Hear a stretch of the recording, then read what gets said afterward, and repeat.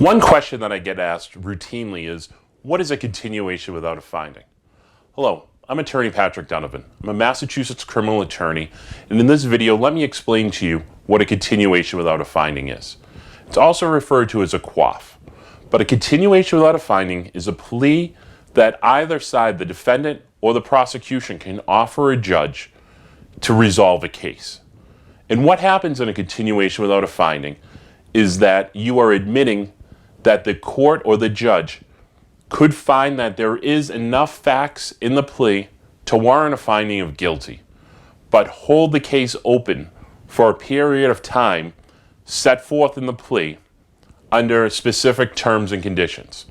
So for instance, a continuation without a finding could be for a period of months, say 6 or 9 months or a year, and that the defendant has to complete certain conditions like an alcohol class or an anger management class. And assuming that the defendant completely satisfies those conditions and does not get in trouble during that set period of probation, the case will ultimately be dismissed. Now, if the defendant does violate any of those terms and conditions, then the case can then be brought back to the judge. A probation violation could be found, and the judge could then sentence that person up to the maximum sentence allowed for that crime.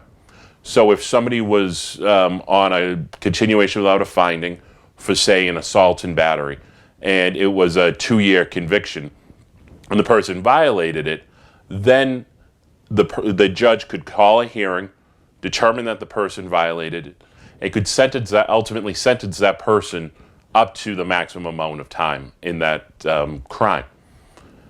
The good part about a continuation without a finding is that it's technically not a conviction, and in terms of job employment or employment applications, that person could legally say they have not been convicted of a crime.